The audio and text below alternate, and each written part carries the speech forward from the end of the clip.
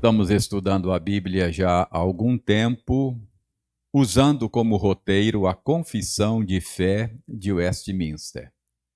Nós temos dado a esta série o tema Nossa Fé Comum, porque esse é um documento de fé que a nossa denominação subscreve e é a exposição credal, é a exposição da fé da nossa tradição, não é? A tradição reformada. Um documento que foi escrito há tanto tempo, século XVII,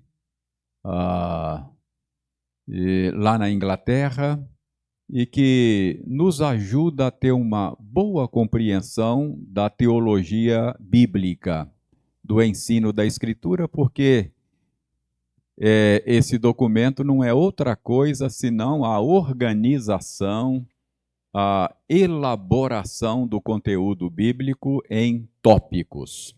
E isso facilita, então, o nosso estudo. Cada capítulo da Confissão de Fé diz respeito a um tópico da teologia bíblica. Nós estamos no capítulo 21. Significa que já estudamos 20 tópicos diferentes. Então, estamos no 21º tópico, que trata exatamente do culto religioso e do domingo. Irmãos, o fato de ter um capítulo que trata do culto na confissão de fé é sinal de que a nossa tradição, a tradição reformada, é uma tradição muito zelosa do culto público. Pessoas que vêm de outras tradições, às vezes estranham o zelo que nós temos pelo culto público. E mesmo gente da nossa tradição, às vezes estranham, porque, lamentavelmente, muitos pastores, mesmo da nossa denominação, não têm tanto zelo e deixam o povo cultuar do jeito que bem entende. E quando algum pastor procura zelar disso, o pessoal estranha, sabe? Como assim? Que pastor dominador, não é? É verdade que às vezes pode faltar tato da parte do pastor. Mas a nossa denominação leva isso tão a sério que na constituição da nossa igreja está lá que a, a, a ordem litúrgica do culto de uma igreja local é responsabilidade do pastor. Então, o pastor supervisiona o jeito como o povo vai cultuar. Não é bem assim, cada um faz o que bem entende e a gente cultua de qualquer jeito, não é? Então, é por isso que tem um capítulo aí sobre o culto religioso. Reverendo Lucas já explicou para nós a primeira parte desse parágrafo na semana passada. Nós vamos reler o parágrafo para refrescar a sua memória e para ajudar aqueles que não estiveram aqui semana passada. Então, o parágrafo 5 diz o seguinte: a leitura das Escrituras com o temor divino, a sã pregação da palavra e a consciente atenção a ela em obediência a Deus, com inteligência, fé e reverência, o cantar salmos com graças no coração, bem como a devida administração e digna recepção dos sacramentos instituídos por Cristo,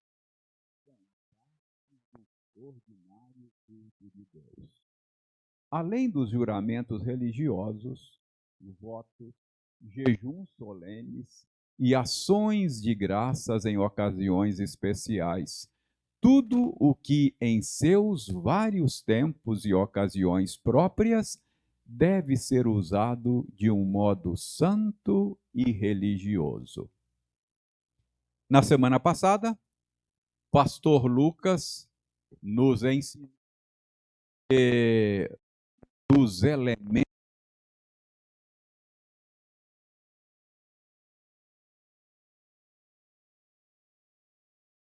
Nós já estudamos em parágrafos anteriores a respeito da oração. Então, esse elemento que pastor Lucas apontou na semana passada é o segundo elemento do culto cristão. Então, como é que os cristãos cultuam? Quais são os elementos que compõem o culto cristão?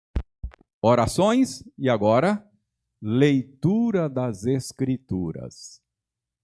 Mas é importante a gente salientar ali, não é? Não basta ler a Escritura. Não é ler a Escritura de qualquer maneira. É ler a Escritura com temor divino. E não apenas a leitura, mas também a pregação, a explicação do texto bíblico. Mas também não é qualquer explicação. Não basta ler a Bíblia e explicá-la de qualquer jeito. É a sã pregação. Não é qualquer pregação. É a pregação saudável. Pastor, isso tem base bíblica? Óbvio que tem. O apóstolo Paulo diz que o obreiro cristão deve manejar bem a palavra da verdade. Então, não basta ter a Bíblia, ler a Bíblia e querer explicar a Bíblia. Tem que ser uma explicação saudável. Ok? Vimos isso na semana passada. Mas o culto cristão não é feito apenas de boa leitura e boa pregação. O culto cristão é feito também de boa audição. Boa audição. Olha só. Para ter um culto verdadeiramente bíblico e cristão, as pessoas precisam, de maneira consciente, atentar à palavra de Deus, ouvir atentamente, em obediência, com inteligência, fé e reverência. Como é que você tem ouvido sermões? Não é ouvir de qualquer jeito. Não é ficar no entra e sai do templo. Olha, é uma audição atenciosa, com atenção, com dedicação, com reverência, com fé. O texto que o Wildeir leu conosco fala disso. Quando o Tiago diz que todo homem deve ser pronto para ouvir, ele está falando disso aí, de ouvir a pregação, não é? É nesse contexto que ele fala, seja pronto para ouvir. Acolha a palavra de Deus no seu coração. Não é? Não seja ouvinte negligente. Então, culto cristão é feito de oração, já vimos nos parágrafos anteriores. Leitura bíblica, qualquer leitura? Não. Explicação da Bíblia? Qualquer explicação? Não. E audiência. Boa audição da Escritura. O que você vem fazer no culto? Sobretudo, ouvir Deus falando com você. E o pastor Lucas mostrou também que um outro elemento do culto é o cântico dos louvores do Senhor. O pastor Lucas explicou muito bem que ao usar o termo salmos aí, os nossos irmãos que escreveram a confissão de fé não está dizendo que a gente só pode cantar os salmos da Escritura, não é? Ele explicou que esse termo tinha um significado mais amplo quando foi usado aí, e que a própria Bíblia, além de salmos, fala de hinos e cânticos espirituais, não é? É claro que não é qualquer cântico, não é? Tem que ser cântico bíblico, que expresse a verdade da Escritura. E o pastor Lucas mostrou também que o culto cristão é feito também de administração correta dos sacramentos e recepção digna dos sacramentos. Administração correta. Hoje a gente vê uma variedade de invenções aí, né? Gente que inventa certos ritos que pretendem ser meios de graça para o povo de Deus, não é? Fogueira Santa de Israel, o que mais? A água ungida. Pessoas que acham que esse tipo de coisa vai comunicar a graça. Só tem dois rituais que são meios de graça para o povo de Deus, que é Santa Ceia e batismo.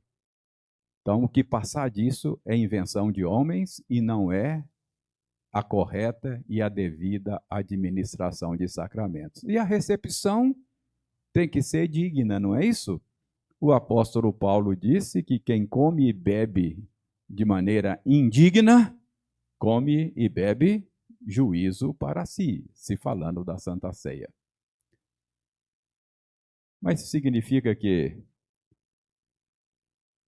para participar da Santa Ceia eu tenho que ser um pecador perfeito? Não, não é isso. Em última instância, ninguém é digno, né? Ninguém merece, ninguém é digno. É digno o pecador arrependido, lavado pelo sangue de Jesus. Paulo diz: examine o homem a si mesmo e coma do pão, beba do cálice. Se houver alguma coisa que precisa ser acertada, arrependa-se, confesse ao Senhor, peça ajuda e participe, não é? Então, muita gente não se sente digno e se afasta da mesa. Não. Digno é aquele que foi lavado pelo sangue de Jesus. Como a gente não sabe quem foi lavado e quem não foi lavado, o que a gente faz? Os membros comungantes da igreja, aqueles que já professaram publicamente a sua fé e estão ligados à igreja visível. Não é? Então, Reverendo Lucas já mostrou tudo isso para nós. Tudo isso aí compõe as partes do culto ordinário. Ok? Então, são esses os elementos do culto. Recordando, oração, leitura bíblica, pregação, sacramentos. Pô, mas que tal aí um grupo de coreografia para a gente colocar no culto, fazer umas danças no culto, uma coreografia para encenar a verdade bíblica? Na nossa tradição, isso não é parte do culto. Tem algum pecado em coreografia? Não. Tem alguma coisa ilegítima numa encenação teatral? Não. Só não é parte do culto. Tem muita coisa que é legítima e deve e pode ser usada pelo povo de Deus em outros contextos, mas não é parte do culto. Tá claro isso? Não é? Por isso que a gente não tem aqui um grupo de dança, de coreografia, porque isso não é parte do culto, não é? Segundo o ensino da Escritura. Mas, agora a matéria nova.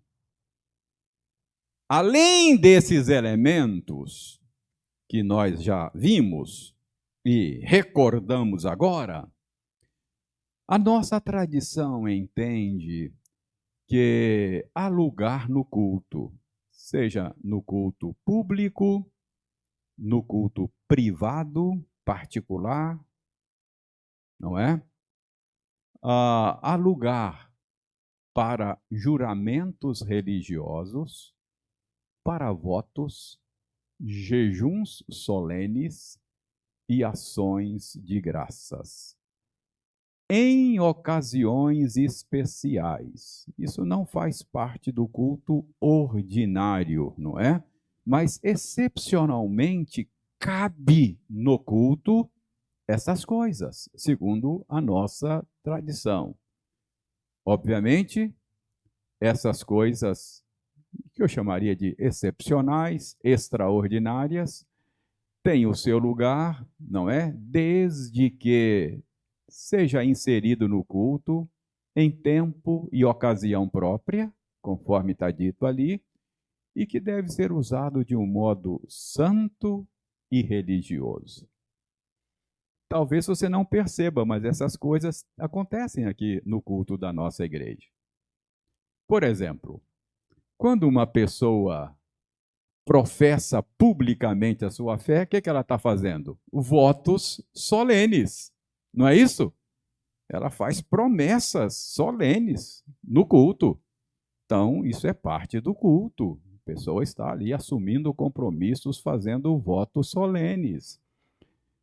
Quando um oficial é ordenado, um presbítero, um diácono, reverendo Lucas foi ordenado recentemente aqui num culto público. E ele fez votos solenes diante de Deus, parte do culto. Ele fez promessas aqui diante do Senhor. Então, isso é parte também do culto. Ações de graças, não é?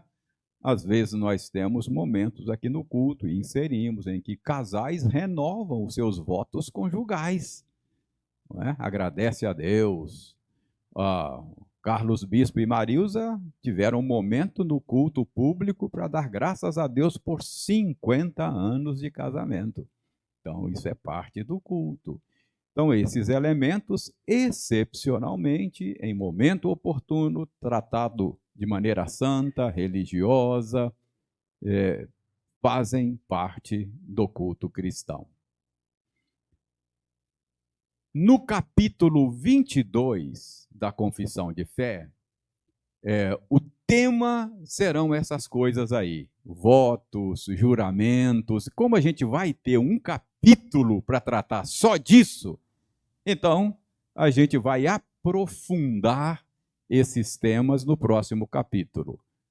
Por hoje é só você saber que, segundo a nossa tradição, há lugar para a inserção destas coisas no culto público. Tranquilo aí? Quer fazer alguma pergunta? Vocês estão com cara de quem quer perguntar, não? Tranquilo aí? Pois não, Vinícius? Oi. Boa pergunta, rapaz. Boa pergunta. Tem lugar para juramento, não é? Na vida cristã e no culto? Nós vamos ver que há lugar para juramento, não é? Jesus falou que a gente não deve jurar, não é? O que Jesus quis dizer com isso? Seja a sua palavra sim, sim, não, não, não é? Há lugares para juramentos solenes. Nós vamos ver isso com mais vagar no próximo capítulo 22, mas eu já vou dar um spoiler e já ir adiantando para você de que são juramentos irrefletidos, não é? Juramentos falsos e etc. Mas há lugar para juramento na vida cristã. Então, como eu disse, o reverendo Lucas jurou aqui publicamente que ele vai ser zeloso no cumprimento dos seus deveres, vai cuidar da igreja com dedicação, vai se esforçar para honrar o chamado dele. Tudo isso é juramento que ele fez publicamente. É um tipo de juramento, entendeu? Mas a gente vai voltar a isso com mais vagar, ok? Muito bem. Vamos então só para lembrar aí, né, que há lugar para essas coisas no culto público. Foi exatamente o que eu disse, evitando sempre a superstição, o misticismo, não é? A banalização e a hipocrisia, ok?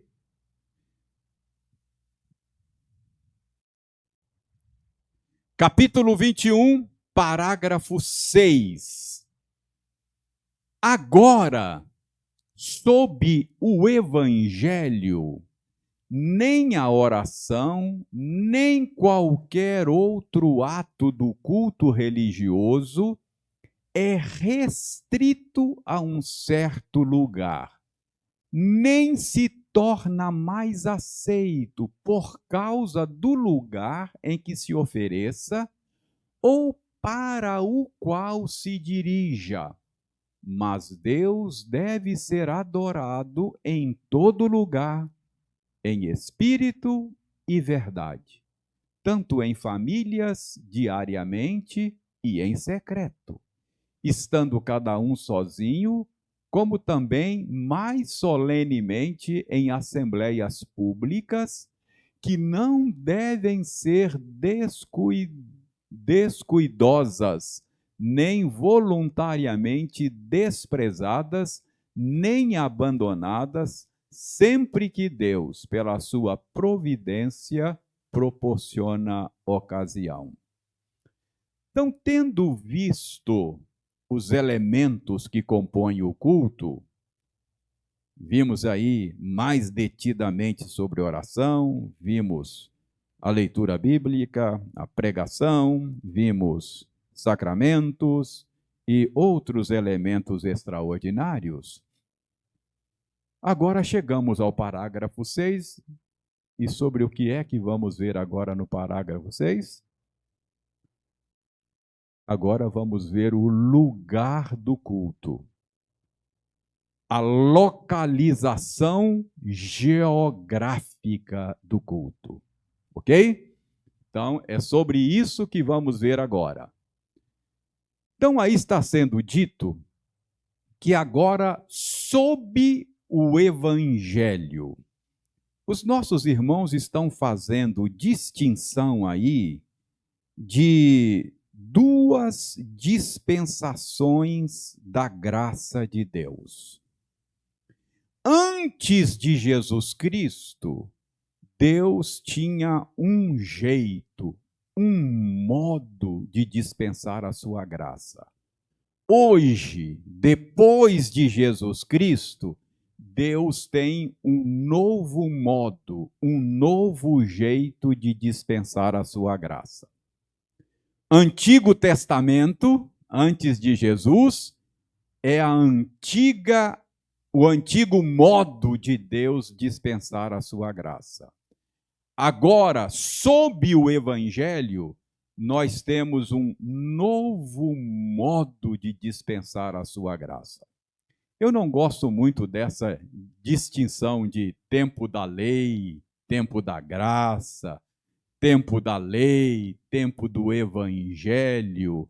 Eu acho que essa terminologia acaba induzindo a erro. A Bíblia diz que Jesus Cristo pregou o Evangelho a Abraão. Abraão ouviu o Evangelho da graça. Então, o que estava sendo pregado no Antigo Testamento? O Evangelho. Não é isso? É a época da graça. A diferença é que no Antigo Testamento Deus tinha um jeito de pregar o Evangelho. Deus tinha um jeito de ministrar a sua graça. Depois de Jesus, Deus mudou o jeito de pregar o Evangelho e Deus mudou o jeito de ministrar a sua graça. Então é isso que ele está dizendo aí, ó.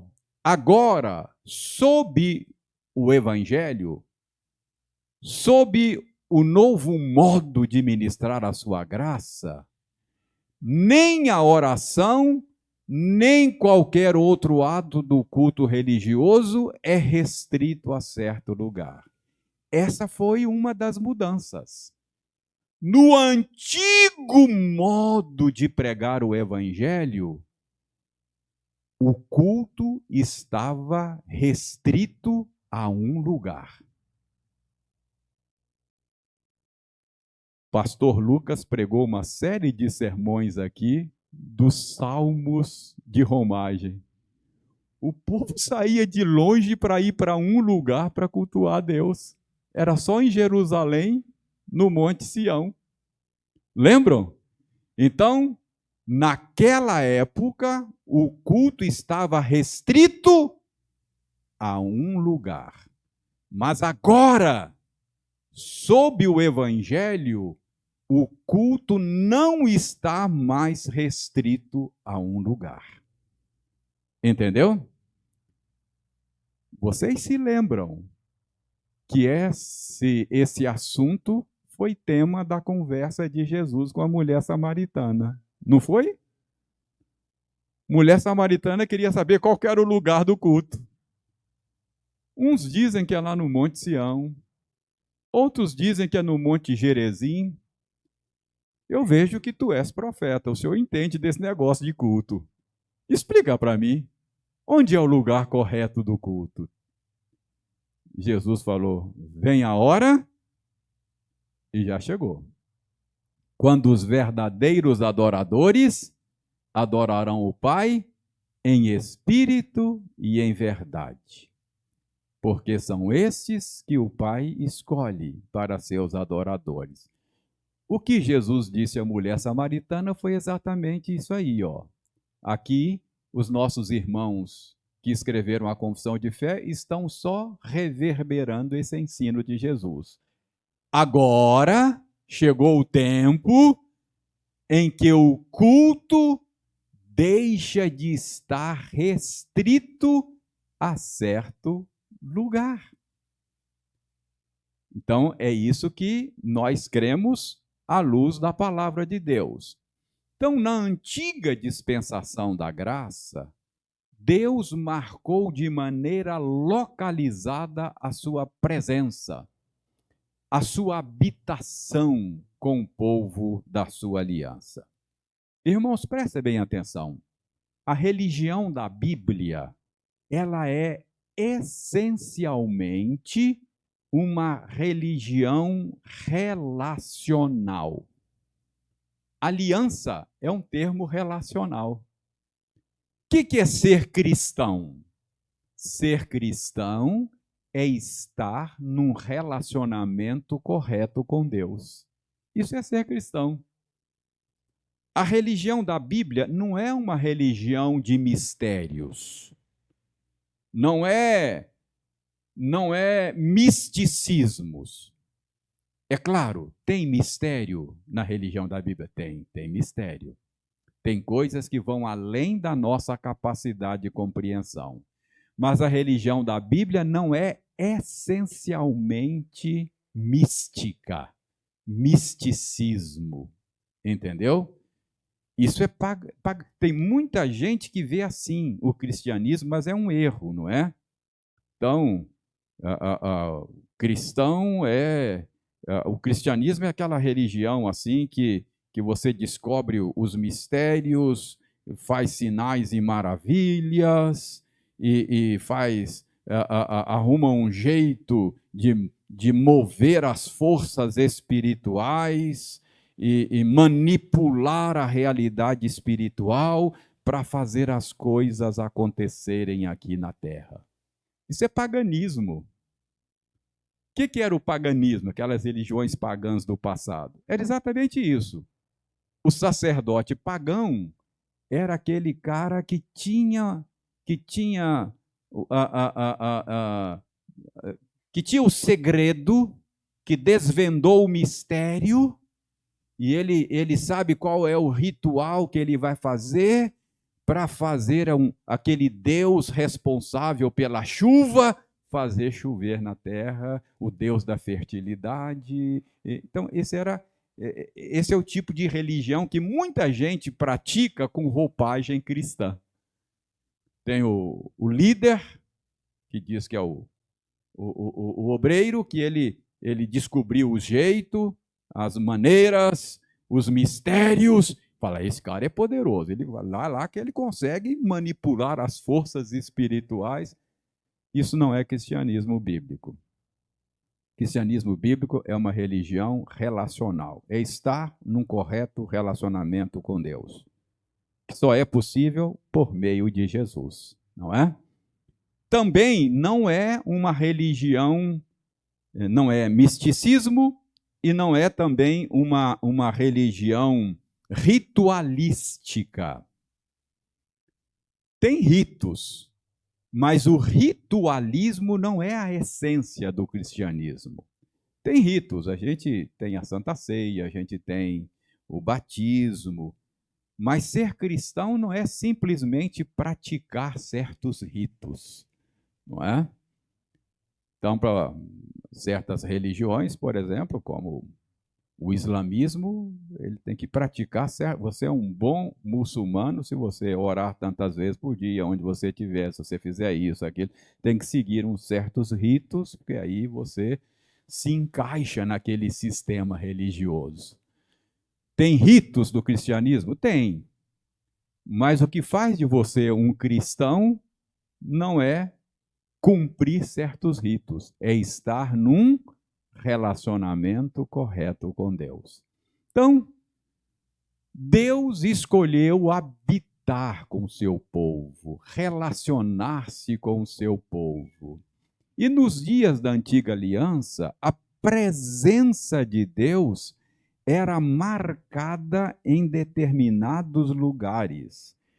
Quando o povo vivia uma vida nômade na saída do Egito rumo à terra prometida, lá no deserto, Deus mandou que eles construíssem uma tenda, que era a tenda do tabernáculo, a tenda do encontro, era a tenda que marcava a presença de Deus entre o povo.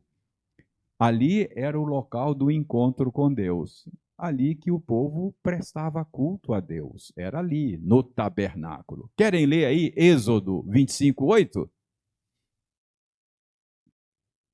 Alguém leia essa ordem para a construção da tenda.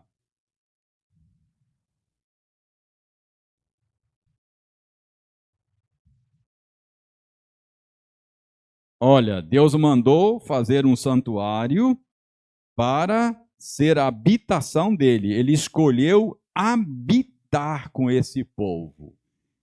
37, de 7 a 11 do Êxodo também.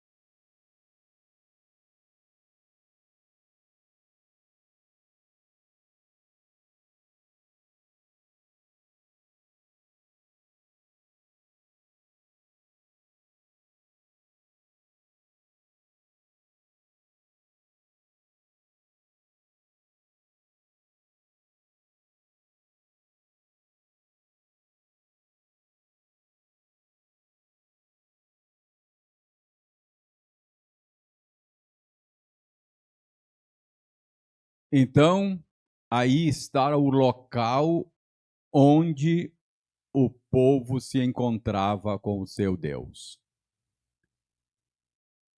Dois querubins lembram alguma coisa para vocês? Quando o povo, na pessoa de Adão e Eva, foram expulsos do jardim, Deus não colocou lá dois querubins protegendo. O homem rompeu com Deus, foi expulso da presença de Deus, mas agora Deus, por sua graça, arruma um jeito para que o homem possa se relacionar com ele novamente.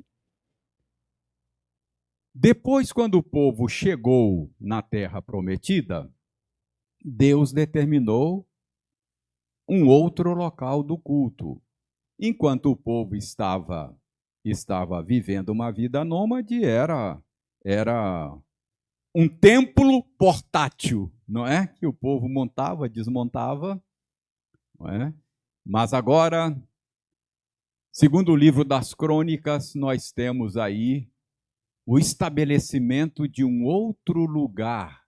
Quando o povo fixou-se na terra prometida, Deus marcou um lugar para o culto. Segundo o livro das Crônicas 6, 18 a 21.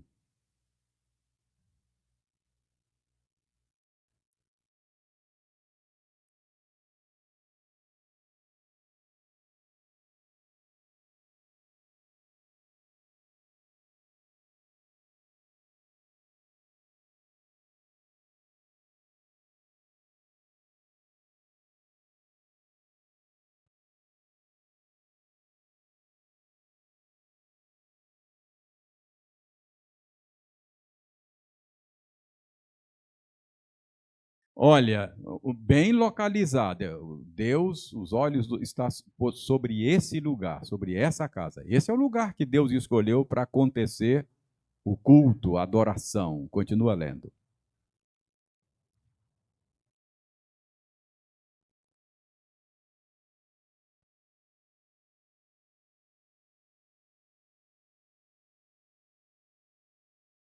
Esta casa, este lugar, olha, tudo muito bem localizado geograficamente.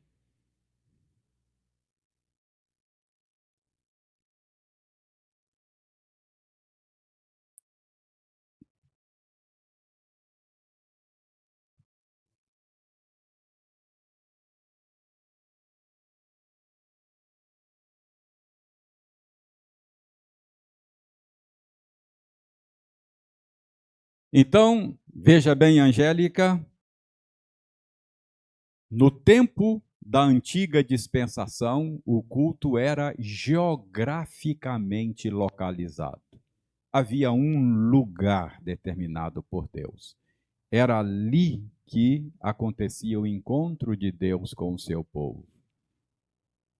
O povo peregrinava quilômetros para ir ao culto, porque ele era geograficamente localizado. E quando estavam distante de Jerusalém e oravam a Deus, se voltavam e estendiam as mãos na direção de Jerusalém, porque era lá que o lugar determinado por Deus. Então, você vai entender agora, olha, agora sob o evangelho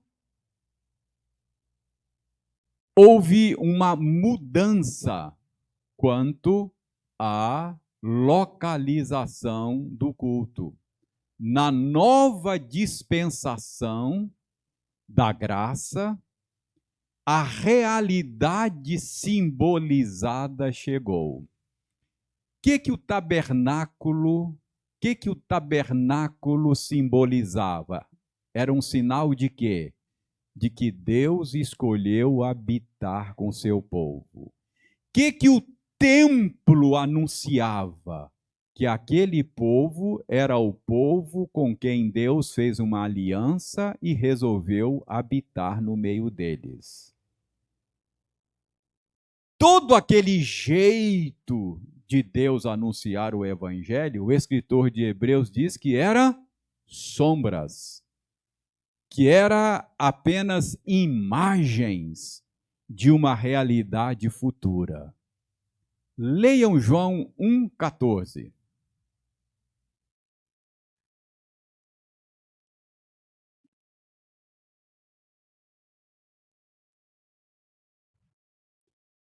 Vocês sabem como é que esse versículo está no grego?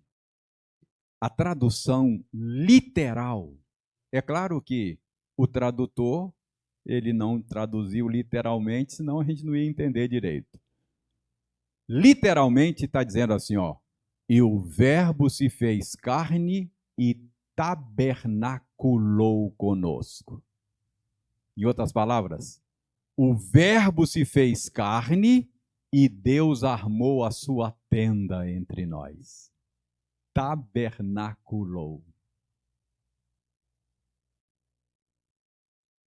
Quando Jesus profetizou a destruição do templo em Jerusalém, os discípulos mostraram, Senhor, olha que construções magníficas. Jesus disse, olha, não vai ficar pedra sobre pedra aqui. Jesus estava anunciando o fim daquele sistema que Deus estabeleceu, mas agora cumpriu o seu propósito. Chegou o momento em que o templo seria substituído pela realidade que ele simbolizava. O que o templo simbolizava? A presença de Deus com o seu povo. Quem é Jesus? Emanuel, Deus conosco. Deus está presente agora.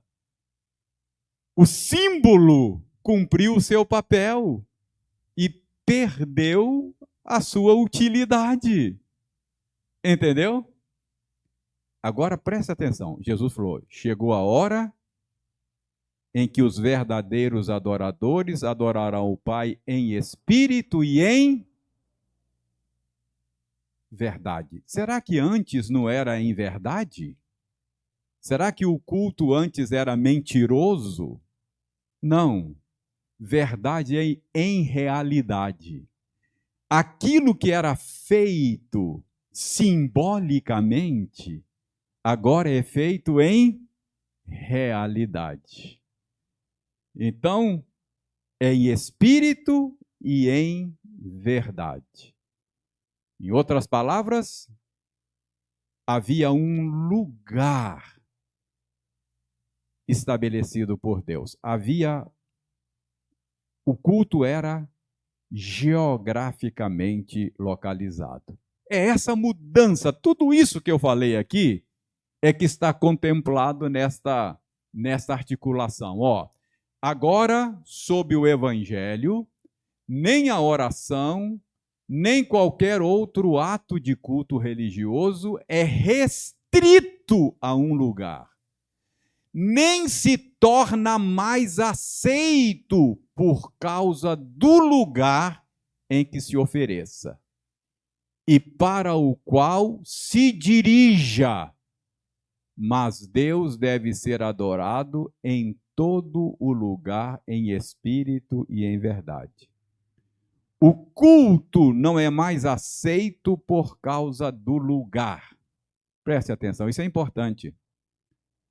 Tem muita gente que faz peregrinação, romaria, a lugares considerados mais sagrados. Não tem? Aparecida do Norte, uma cidade aqui no interior de São Paulo, o pessoal vai para lá porque aquele é o lugar. É mais santo. Percebe? Há muitos lugares que as pessoas acham que se forem para lá, vai ter uma experiência mais poderosa com Deus. É não entender a progressividade da revelação. Houve um tempo em que Deus determinava lugares para se encontrar com o povo. Hoje não mais. Hoje não mais. Não há um lugar que torna o seu culto mais aceito por Deus. Independe do lugar. Fala, Enéas.